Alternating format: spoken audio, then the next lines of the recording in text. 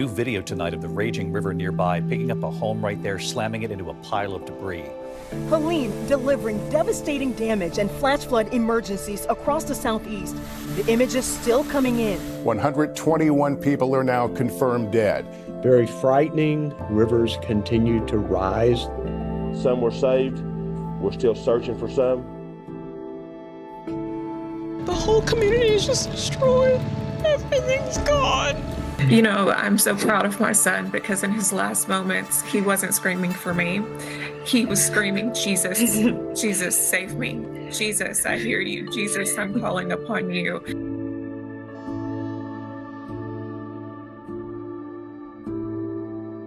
It's amazing. That's all I can say. For somebody to be doing this. He gives them hugs, and he just has restored their hope.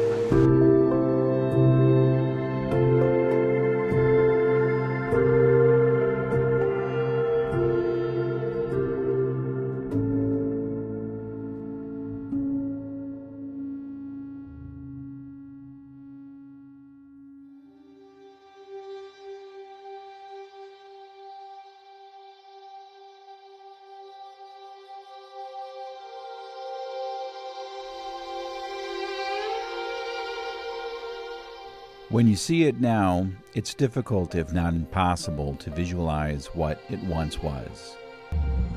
Chimney Rock State Park. Bat Cave, North Carolina, a quaint tourist town guarded by the shadow of Chimney Rock, was stripped bare in mere hours by Hurricane Helene.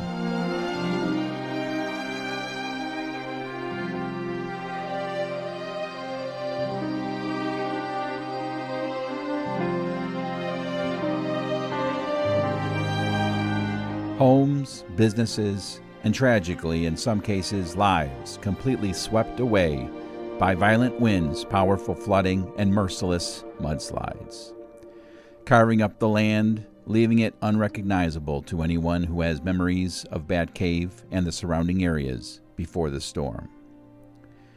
With winds reaching 140 miles per hour, Helene killed 252 people, caused almost $80 billion in damage before fizzling out over Indiana. The immediate aftermath in parts of North Carolina, total devastation. The kind that weakens the strong, shakes the foundation of the faithful, lets darkness seep into the boundary of belief. 103 lives lost in the Tar Heel state alone.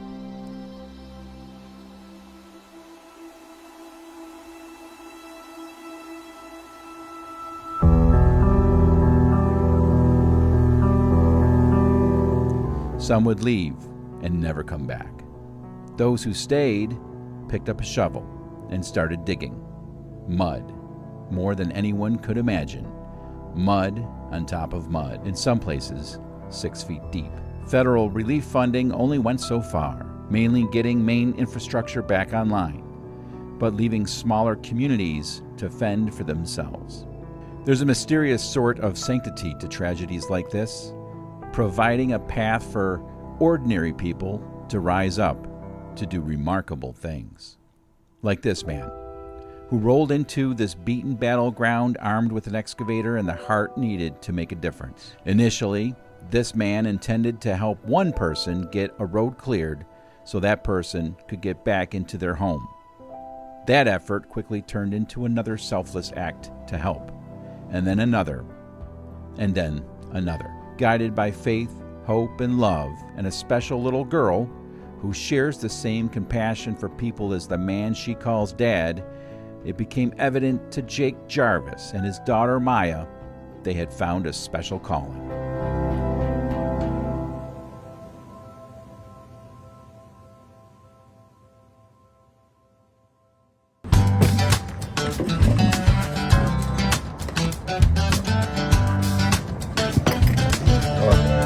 The only boots I have are a good video of Wes doing all the work.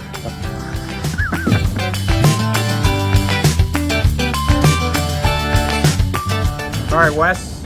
We're going where?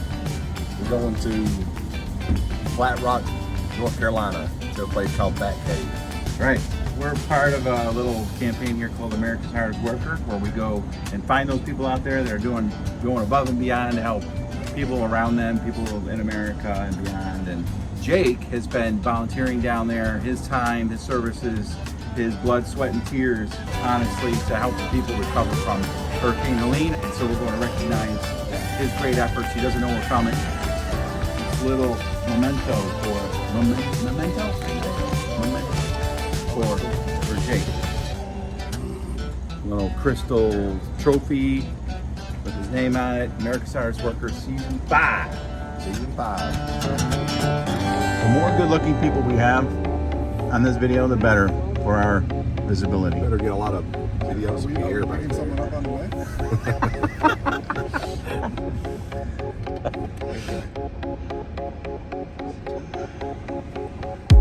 The America's Hardest Worker team set out on a 12-hour journey to North Carolina to surprise Jake.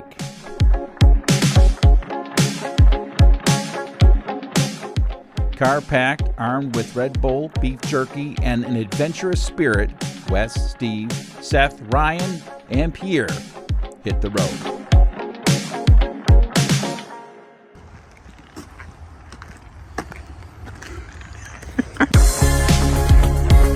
A half day and 3 rest stops later, the team was greeted just 10 minutes away from their hotel with a torrential downpour. We had beautiful weather all the way here until the last 10 minutes. Fortunately, their hotel was right next to one of Pierre's favorite fast food joints. Oh, and a Bojangle! Oh!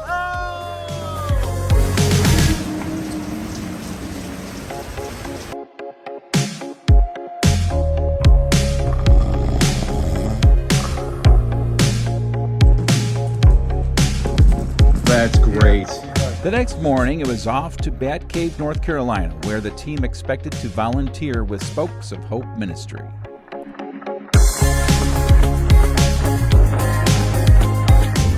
Hi, Pierre. How are you? So glad you're here with us. Oh, thanks for having us. It's going to be great. I hope we can all, get through this day alive. And heat and humidity, bugs and snakes. Black bears, I think they're black bears, you said, right? Black bears? Black bears. You get some work done. That'll make for a good video if I'm getting chased down by a black bear, though. It'll go viral.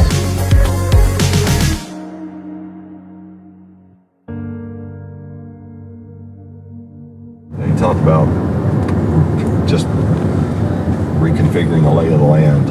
I mean, it's just wild to see. Water will do it. Look at that over there. All that stuff's Man, that was someone's home right there.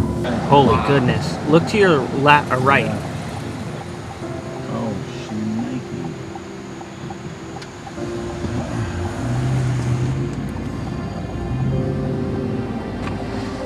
Hurricane Helene bludgeoned through the valley, the rushing waters blasting through the town. Some there would say was as powerful as Niagara Falls. Many homes teetering on the edges of newly formed cliffs, while others were completely swept away. So honestly, wasn't sure what I was going to see. You see this on the news, you see pictures, you see videos, and none of that does justice to what we see down here. The camera doesn't always capture what you're seeing with your eyes. It is breathtaking to see because you don't really realize what's happening around you.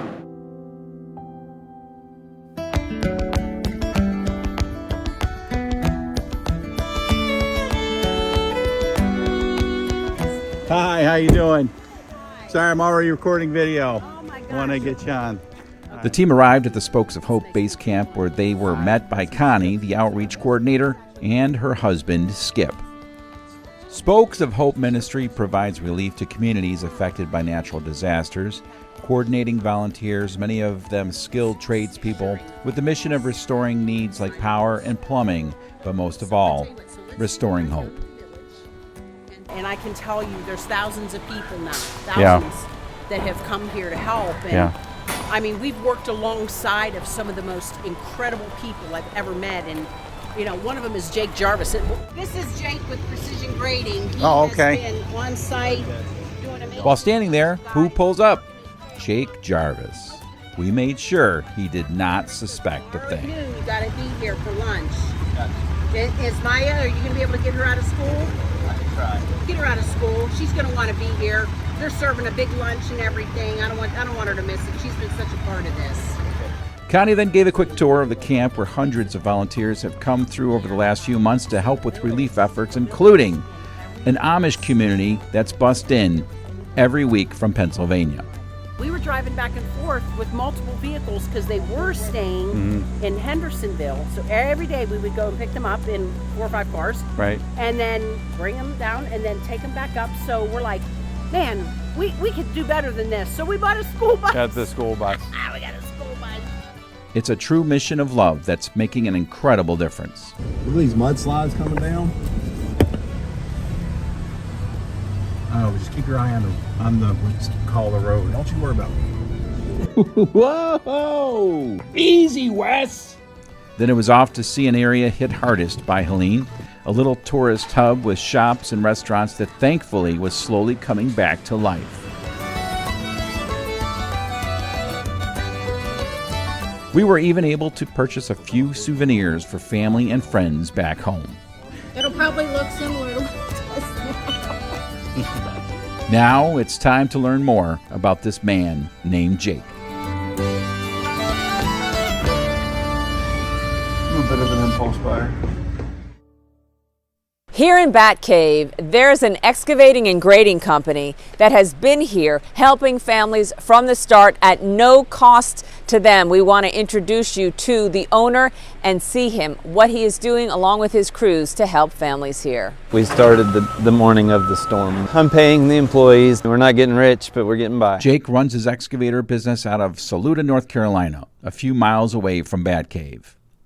When he saw the amount of heartache and pain there, he simply couldn't turn his back. You see devastation every day. So it's, I don't know, it's tough.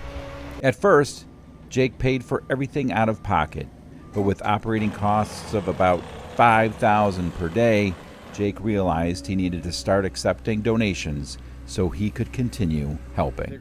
A few weeks before our visit, popular YouTuber Peter Santinello documented recovery efforts in the area. He came to the same conclusion that we did about the people that were working there.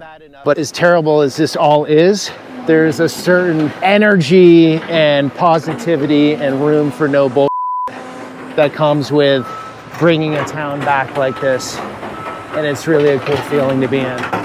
He also met with Jake. You know, my life's changed. Nobody's thought about politics down here. It doesn't matter what kind of person you are. I mean, if somebody needs help, we've helped them. Down here, everybody's getting along. Everybody works together. Nobody cares who anyone voted for. Nobody cares. It doesn't matter. All that stuff goes away, right? Yeah, bigger problems. It wasn't a worry of mine anymore. So. And I don't think it ever will be again. That's just, people helping people is what this has been about since day one. It evolved from tears and just a lot of working, and then now it's just, who else can we help? Hey, I'm Jake. Can I help you? What can we do for you? Or what can God do for you? Because you see things that you can't explain otherwise, and things come together that you would never think that would, and the pieces of the puzzle fall into place. He's a very caring human being, very hardworking. He has a true passion for helping people. So right here where the mudslides are behind us? So you can see one right there. Yeah. And then over there was the real bad one. Jake was able to help a woman named Lydia, clearing debris so she could get back into her home. I don't know how to thank him. How do you thank somebody who saved your home? Lydia had a party in Jake's honor, and she put this banner up. On the morning of the hurricane, we had a mudslide up on Shumont, and it came down here, and it took out our bridge and our road here. Totally, everything here was gone. Soon after that, Jake got a team together and rebuilt a bridge for a woman named Jen, using material donated by Lydia. Words can't even describe, how much we're grateful for him. People helping people. And then there's Jake's amazing daughter, Maya, who has been by her daddy's side almost from day one. The two of them taking on this incredibly difficult task of trying to regenerate hope. Jake admitting his daughter witnessed some things no child her age should ever have to see. Those tough lessons about life falling on the ears of just the right little girl. I've been learning that it's best to help people, and you always have to put people first before yourself. Jake has two daughters, and they are as proud of Dad as they could be. I love him more than anything. I love him so much. Maya, a big fan of cowboys and Corvettes, we were told. Miss Maya. She is a beautiful young girl. She's amazing, kind, sweet. Like, some people still don't have a home and they're staying out of town. Like, it's just crazy. But I love helping. And they're like inseparable, yes. Right. And she's like kind of his PR person and everything. I mean, office manager, you know, the whole thing, yeah. She, I think, is the wind in a lot of people's sails here in this community when they see this little girl standing beside her father that is such a big statue to her. It's a love story. We had to tear down this one house, and they've lived there for so long, and it was really hard. And he'll be working, and they'll be like really sad, and they'll be crying or something, and I'll be like I'll help them calm down and tell them all happy thoughts.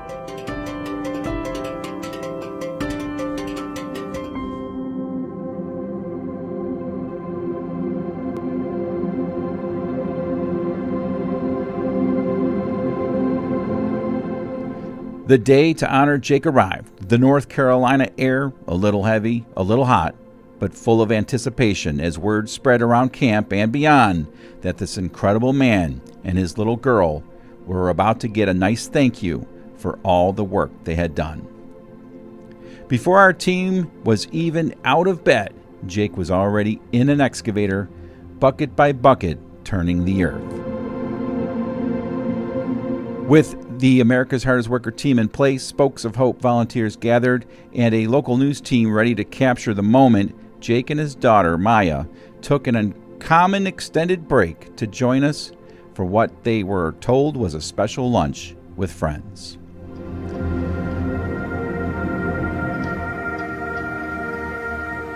You know, our crew here and some of our crew members that are still back in Buffalo spent a lot of time preparing for our visit here. Nothing could have prepared us for the stories that so many of you shared with us. And certainly nothing could prepare us for what we saw. They're not just buildings, they're your homes. They're not just businesses, it's your livelihood, it's your community. What we hope from what we're doing here, and as we go back and Steve and his team put together all the stories that you shared in the footage, is that we can help break that bubble that Steve mentioned, that we can bring some awareness to everyone else that's forgotten about it, that's moved on. And maybe if we can get just a few more people to be aware, maybe they'll come down here and help. So again, we had a campaign, it's called America's Hardest Worker. We send out emails and we have some social media stuff that gets people to submit nominations for people they know in their lives that they would consider America's Hardest Worker. And there happened to be a woman who submitted a nomination for somebody that's here. And I want to call her up right now. Her name is Pamela. You probably won't be able to hear her, but I'd like to make her part of this because she was unable to make it. Hello. Hi, Pamela. Hey. How are you? Well, welcome to North Carolina. Well, we've got a lot of people gathered here. They're gathered here because of a nomination you submitted, and we really appreciate that. Why don't you share with everybody here who that nomination is for? Jake Jarvis and Precision Grading. Jake Jarvis of Precision Grading. He's standing right here. Oh, he just found out. So, Jake, come on up here. And Maya, you come up here too. I want to introduce you to Pamela there in Wilkes County, North Carolina. Say hi to Jake. Hey, Jake. Hey, how are you? So, Pamela saw your story, and all of our nominations come in from people that work with people and family and friends. But Pamela just saw your story, and she said, I am going to nominate this guy, Jake. I've never met him, but I know his story, and I want him to be recognized. So, Pamela, on behalf of Jake and Maya and everybody here, we just thank you so much for being part of this. I'm so glad y'all picked him. I've been following him ever since Helene hit. He's been there.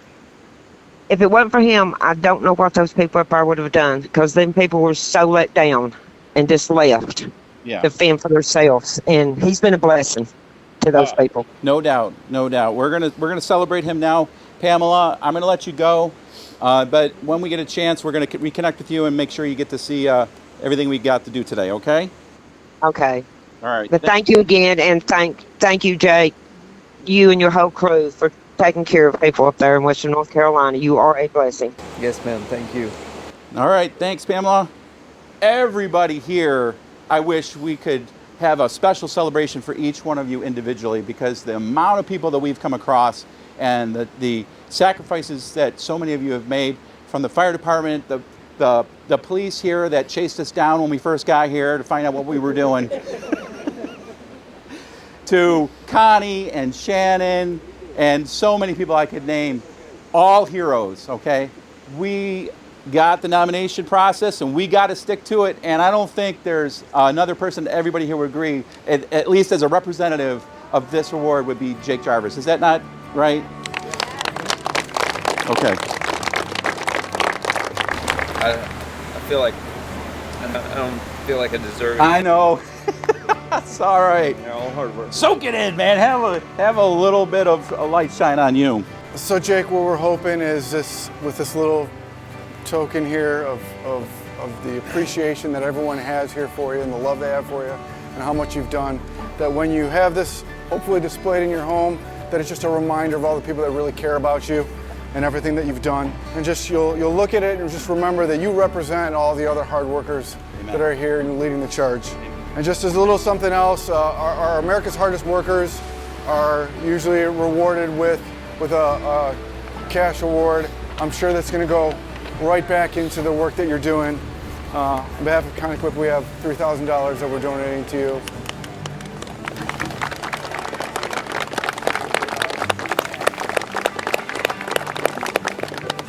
We haven't forgotten Maya doing so much here and helping all the other families while your dad's doing this work. We heard that you love horses. I see you've got your cowboy boots on. You can't have cowboy boots without a cowboy hat.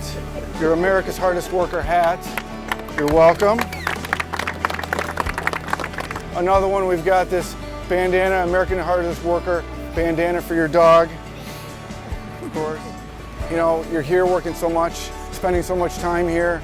We really want to make sure you take time to yourself, the two of you. We've got a gift card to, I heard it's a favorite place of yours. Go take some time off and the two of you have dinner. Awesome. I'm going to put you on the spot. You're very quiet, very humble, but please, what would you like to say to everyone? I feel like everybody in the community is just as hard of a worker, but just thank you guys for all you do too. And thank you everybody from out of state who traveled here to assist us, and you guys to bring the light to us, and News 13 for keeping light on the situation down here. I will say I'm not leaving until we're done. So oh, that's awesome. We'll figure out a way. Yeah, keep it going, Jake. Keep it going, man.